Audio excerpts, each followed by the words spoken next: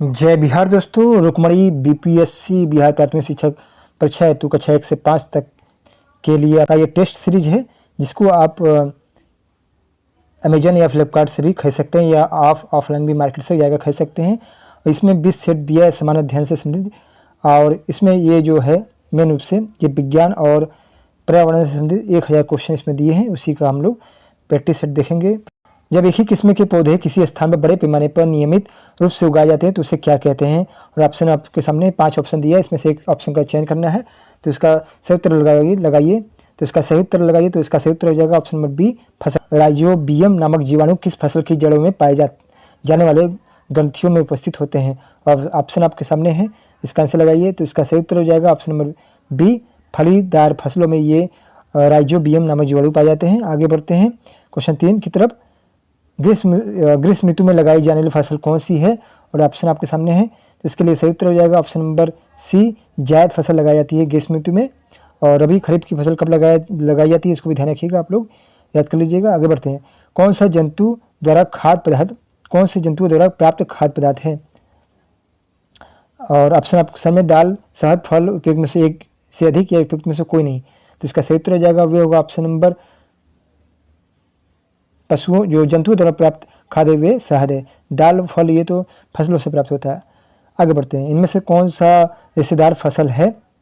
और इसके लिए सही उत्तर हो जाएगा वे होगा ऑप्शन नंबर ई, उपयुक्त में से एक से अधिक, उपयुक्त में से कोई नहीं। जूट, कपास, नारियल और सनई ये सभी रेशेदार फसल है। तो इसका सही उत्तर हो जाएगा ई, उपयुक्त में से एक से अधिक और उपयुक्त में से। आगे बढ़ते हैं क्वेश्चन 6 की तरफ।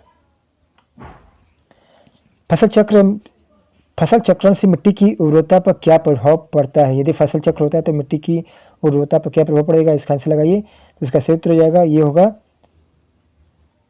इसकी उर्वरता बढ़ जाती है। आगे बढ़ते हैं क्वेश्चन 7 की तरफ। मिट्टी को उलटने पलटने एवं पोला करने की क्रिया क्या कहलाती है। तो इसका सही उत्तर हो जाएगा वो होगा ऑप्शन नंबर सी, जुताई उसे कहा जाता है। आगे बढ़ते हैं।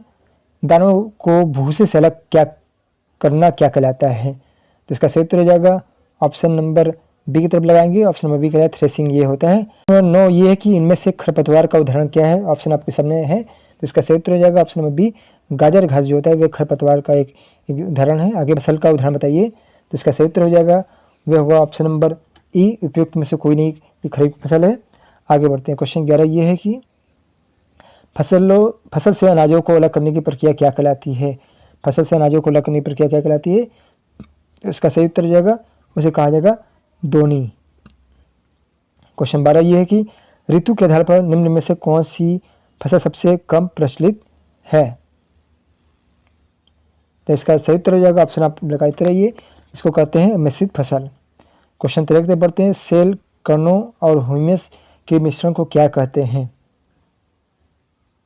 मिट्टी कहते हैं, गोंद कहते हैं, अपेक्षा कहते हैं, या उपयुक्त में से कोई नहीं, या उपयुक्त में से एक से अधिक। तो इसका सही उत्तर हो जाएगा वे होगा उपयुक्त में से कोई नहीं। आगे बढ़ते हैं। क्वेश्चन 14 ये कि कुतरने में सहायता करने वाले दांत निम्न में से कौन से हैं। और ऑप्शन आपके सामने है, तो इसका सही उत्तर हो जाएगा कुतरने वाले दांत को कहते हैं कृतंत। तो क से कुतरना और क से कृतंत ये दांत होते हैं। निम्नलिखित विकल्पों में से फलदार फसल कौन है, आपको बताना है फलदार फसल कौन है। तो ऑप्शन आपके सामने है, तो इसका सही उत्तर हो जाएगा जो फलदार फसल है वे होगा नींबू। नींबू को फल कहा जाता है। आगे बढ़ते हैं। क्वेश्चन 16 ये है कि निम्न विकल्पों में से कौन से सिंचाई के लिए जल का स्रोत नहीं है। अच्छा क्वेश्चन है, तो इसका सही उत्तर हो जाएगा ऑप्शन आपके सामने वे होगा साइफान। आगे बढ़ते हैं। क्वेश्चन 17 ये है कि 1 लीटर जल का तापमान 0 डिग्री सेल्सियस है तथा 1 लीटर जल जिसका तापमान 40 डिग्री सेल्सियस है आपस में मिला दिए जाए तो पूरे जल का तापमान कितना होगा। बहुत अच्छा क्वेश्चन है। तो इसका सही उत्तर हो जाएगा वे होगा ऑप्शन नंबर सी, 10 डिग्री से 40 डिग्री के बीच ये होगा। क्वेश्चन 18 की तरफ बढ़ते हैं। वर्मी कंपोस्ट में क्या प्रयोग में आता है, किस प्रयोग में ये वर्मी कंपोस्ट का होता है प्रयोग। ऑप्शन आपके सामने है, इसका सही उत्तर हो जाएगा केचुआ। तो वर्मी कंपोस्ट में किसका प्रयोग होता है, केचुए का प्रयोग होता है, इसी से ही वर्मी कंपोस्ट बनता है। वे पदार्थ जो अपने में ऊष्मा को आसानी से गुजरने देते हैं उसे क्या कहते हैं। ऑप्शन आपके सामने है, तो इसका सही उत्तर हो जाएगा ऑप्शन बी, उसे कहेंगे चालक। क्वेश्चन 20 ये कि मनुष्य में जीवाणु द्वारा होने वाले एक सामान्य रोग कौन सा है? इसका सही उत्तर हो जाएगा वह होगा टाइफाइड। टाइफाइड जो होता है जीवाणु द्वारा होता है। डेंगू परजीवी का वाहक निम्न में से कौन है? आप ऑप्शन देखिए, आंसर लगाइए। तो इसका सही उत्तर हो जाएगा वह होगा ऑप्शन नंबर ए, मादा एडिस मच्छर ही डेंगू परजीवी का वाहक है। क्वेश्चन 22, मनुष्य में वायरस द्वारा होने वाला एक रोग कौन सा है? आंसर देखते रहिए, आंसर लगाते रहिए, ऑप्शन आपके सामने है। इसका सही उत्तर हो जाएगा वायरस जो रोग होता है वे पोलियो होता है। क्वेश्चन 23 ये कि मलेरिया रोग किस जीव के काटने से होता है? इसका आंसर हो जाएगा मच्छर के काटने से मलेरिया रोग होता है। कॉलम ए और 2 को मिलाना है आपको, इसको छोटा कर देते हैं कि कॉलम एक ही है कि गहरे रंग के कपड़े पसंद करते हैं। दिन में समुद्री समीर बहने का समय है, सर्दी में हल्के रंग के कपड़े पहनने का समय है, रात में थल समीर चलने का समय है, गर्मी में। तो आपको बताना है इसका सही मिलान कौन सा होगा। तो गहरे रंग के जो कपड़े पहने जाते हैं वे ऑप्शन नंबर बी हो जाएगा, वे सर्दी में लोग पहनते हैं।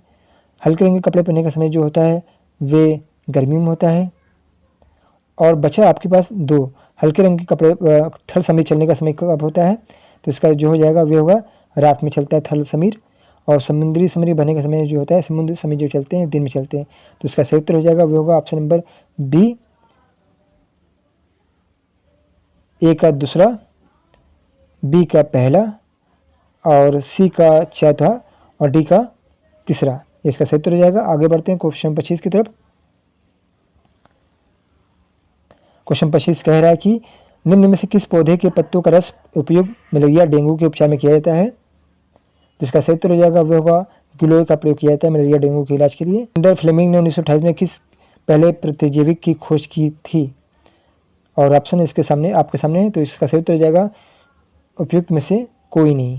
क्वेश्चन 27 ये कि निम्न में से प्रतिजैविक के उदाहरण कौन सा है? तो इसका सही उत्तर हो जाएगा ऑप्शन नंबर डी, उपयुक्त में से एक से अधिक ये हो सकते हैं। क्वेश्चन 28 ये है कि पैकेट थैलियों में आने वाले दूध खराब होने से बचाने के लिए क्या किया जाता है? उसमें क्या किया जाता है, क्या मिलाया जाता है? तो इसका सही उत्तर हो जाएगा वे पाश्चुरीकरण किया जाता है। क्वेश्चन 30 ये कि सूक्ष्म जीव के उदाहरण निम्न में से कौन सा है?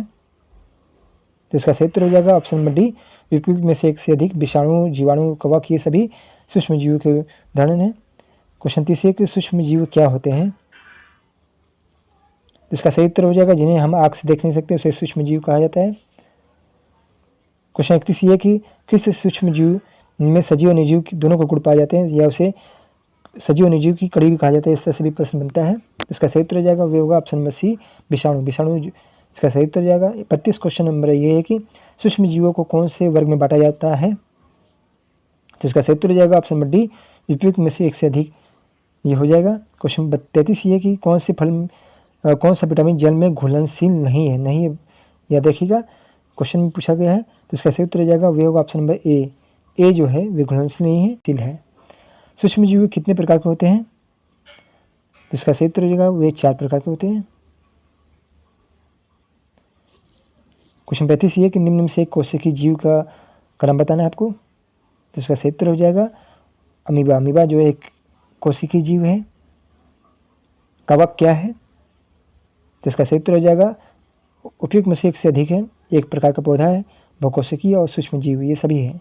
क्वेश्चन 37 ये कि गाय में खुरपका या मुंह पका रोग किससे होता है? तो इसका सही उत्तर हो जाएगा वायरस द्वारा होता है। जीवाणु किस प्रकार के जीव होते हैं? इसका सही उत्तर हो जाएगा डी, उपयुक्त में से एक से अधिक हो सकते हैं। जीवाणु जो होते हैं कोशिकीय जीव होते हैं, सूक्ष्म जीव भी होते हैं, स्रोत पाए जाने वाले भी जीव होते हैं। क्वेश्चन 39 ये है कि मजबूत रेशे जिसका प्रयोग पैराशूट चट्टान पचड़ने की हेतु रस्सी बनाने के लिए किया जाता है ये कौन सा होता है? तो इसका सही उत्तर हो जाएगा वे होगा नायलॉन। क्वेश्चन 40 ये है कि निम्न में से कौन प्राकृतिक बहुलक है? इसका सही उत्तर हो जाएगा सेलुलोस एक प्राकृतिक बहुलक होता है।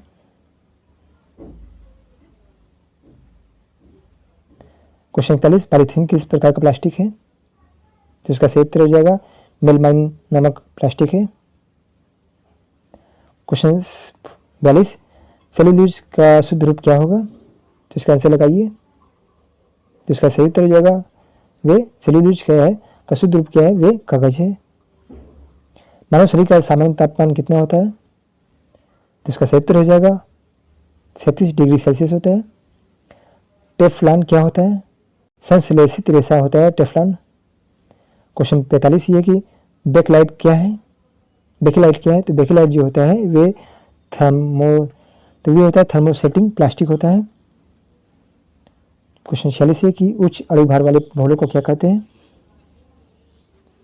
तो इसका सही उत्तर हो जाएगा वे से प्लास्टिक कहते हैं। क्वेश्चन 47 है पदार्थ जो प्राकृतिक प्रक्रिया जैसे जीवाणु द्वारा विघटित हो जाता है क्या कहलाता है? इसका सही उत्तर हो जाएगा जैव निम्नीकरण। रेयान किस प्रकार का रेशा है? तो इसका सही उत्तर हो जाएगा संश्लेषित रेशा है।